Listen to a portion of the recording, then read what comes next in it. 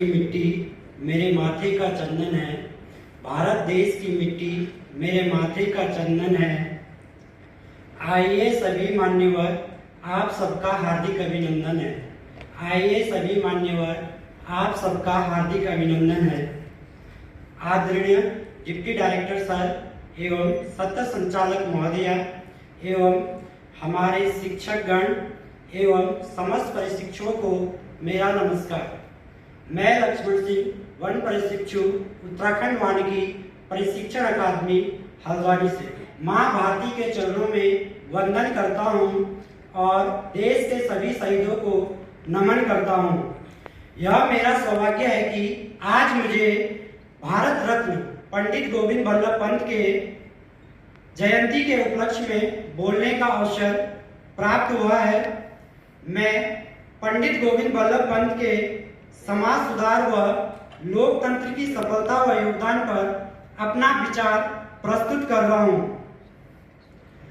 जुबा पर बात निकलकर कलाम हो जाए, जुबा पर बात निकलकर कलाम हो जाए, तुम्हारी शख्सियत आसमान हो जाए, तुम्हारी शख्सियत आसमान हो जाए। करो तो ऐसा करो जिंदगी में काम कोई, करो तो ऐसा करो जिंदगी में काम कोई कि तुम्हारा काम से भारत का नाम हो जाए, कि तुम्हारा काम से भारत का नाम हो जाए। आज मैं ऐसे शख्सियत के बारे में बात कर रहा हूँ, पंडित गोविंद बल्लभ पंत जी के बारे में। पंडित गोविंद बल्लभ पंत जी का जन्म 10 सितंबर 1887 को अल्मोड़ा के खूंट गांव में हुआ था और अनंत चतुर्दशी के दिन इनका जन्म हुआ था। तो ये पंडित जी अपना जन्म दिवस को अनंत चतुर्दशी के दिन मनाते थे।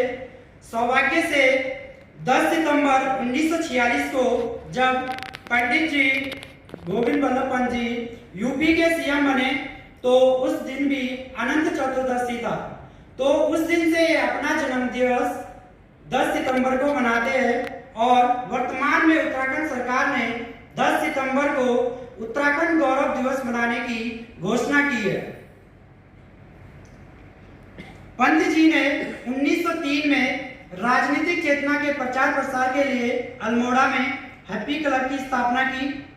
1905 में इन्होंने उत्तराखंड में स्वदेशी आंदोलन का प्रचार प्रसार किया और 1914 में काशीपुर में शिक्षा और साहित्य के प्रति जागरूकता प्रदान करने के लिए प्रेम सभा की स्थापना की और यही काशीपुर से ये अपनी वकालत की शुरुआत करते हैं।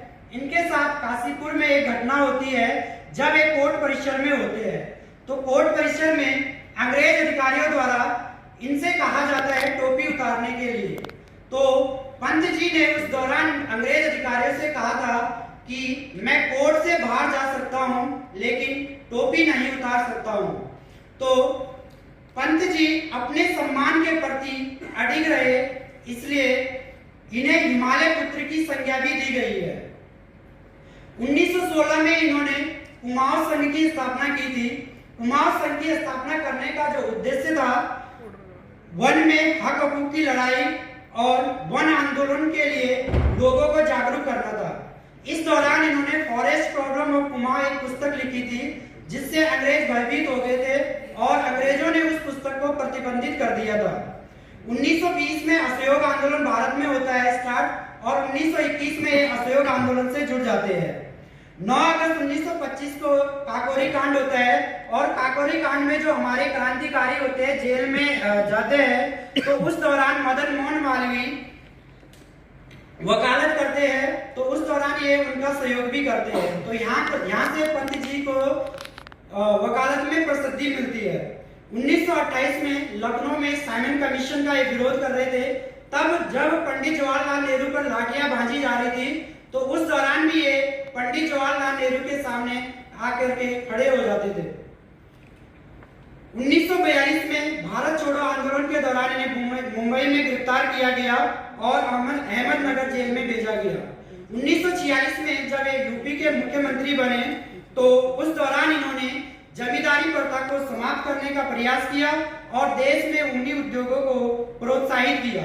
1955 में भारत के गृह मंत्री बने और उन्होंने भारत देश के भाषा के आधार पे राज्यों को विभाजित करना एवं हिंदी को राजभाषा के रूप में प्रदर्शित करने का प्रयत्न किया और 1961 में पंत जी का निधन हो गया।